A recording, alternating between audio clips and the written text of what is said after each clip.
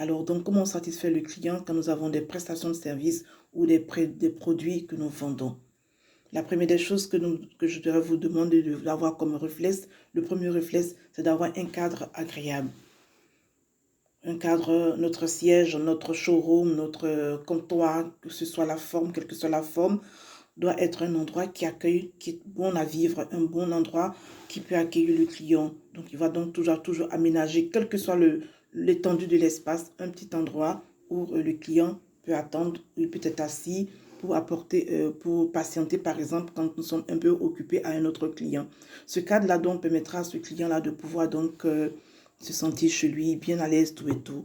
À la limite, offrons-lui un café, un thé, afin qu'il se sente bien, qu'il puisse patienter si l'attente doit être longue, par exemple. Deuxième point que je peux dire, donc, il faut donc être très bien vêtu, s'habiller convenablement, en sorte que notre tenue puisse être conforme à notre activité. Il y a des activités de jour qui demanderont des tenues, des activités de nuit qui demanderont des tenues. Mais tout est-il qu'il faudra que notre tenue soit conforme à notre activité de travail. Donc, très présentable, très propre. Le troisième point, c'est donc de savoir saluer. Saluer le client avec le sourire. Un sourire bon, un sourire frais, un sourire vrai, un sourire franc. Pas le smiley que nous apprend à l'école pour nous dire oui, bonjour. Mais en ce moment-là, quand vous faites un sourire qui n'est pas vrai, cela se dégage en vous. Le client ne se sentira pas très. Il n'aura pas envie de rester. Et quand le sourire est vrai qui vient de votre âme, je vous assure que le client reste. Même s'il ne paye pas sur le coup, il revient à cause de ce bon accueil, il reviendra. En quatrième point, donc, je vous dis, il faut donc arrêter tout ce que nous sommes en train de faire quand le client rentre dans notre bureau, dans notre entreprise, dans notre officine. Il faut arrêter. Il ne faut pas rester au téléphone pendant que nous sommes en train un client entre et terminer. Vous vous excusez, si cela est possible, vous organisez en sorte que le client soit pris en compte dès qu'il rentre dans votre service, dans votre officine, dans votre bureau ou dans votre showroom ou dans votre comme si vous êtes assis autour d'un comptoir, déplacez-vous, allez vers lui, arrêtez ce que vous êtes en train de faire. Si c'est la caisse, allez vers lui, récupérez, accueillez-le. En cinquième point, je dirais, impliquez-vous. Il faut s'impliquer en posant beaucoup de questions au client, mais sans trop l'agacer afin qu'il se sente trop harcelé. Il faut vous impliquer, il faut lui demander son choix, son besoin. Et ensuite, en sixième point, je dirais, il faut être disponible. En plus de s'impliquer, il faut être disponible. Et donc, cette disponibilité-là donc, permettra donc de sentir qu'il est, comme on dit, le client est roi, il vient chez vous, il est roi.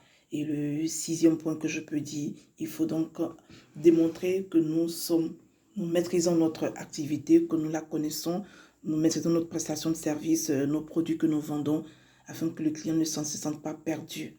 Voilà. Et si tous ces points sont réunis, il est fort probable, il est vraiment pas, ce sera donc ce qui permettra à notre client de revenir.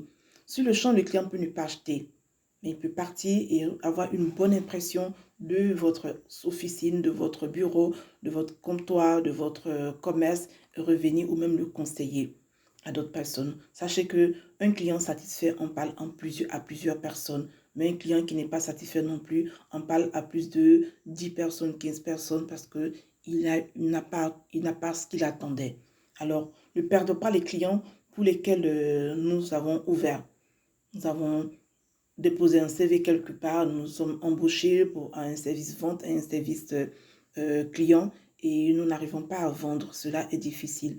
Et cela servira à rien aussi de créer une entreprise et ne pas pouvoir vendre. Et la bonne vente commence donc par l'accueil du client pour le satisfaire afin que la concurrence qui est de plus en plus grandissante ne vienne pas nous récupérer notre client que nous avons beaucoup de temps pris à avoir. Ça, vous savez, avoir un client, ça commence d'abord par, il est d'abord le suspect, ensuite il est le prospect et après il devient client. Alors, donc pour qu'il reste client, vous avez dû passer plusieurs étapes. Donc n'oubliez pas donc ces réflexes que je viens de vous donner. Ayez-les avec beaucoup de sourire et beaucoup d'amour dans le travail que vous faites. Forcément que cela paiera, le client restera. À très bientôt. N'oubliez pas de liker sur ma chaîne. N'oubliez pas de mettre des pouces, de partager afin que d'autres personnes puissent donc avoir cette information que je viens de vous donner pour que nos activités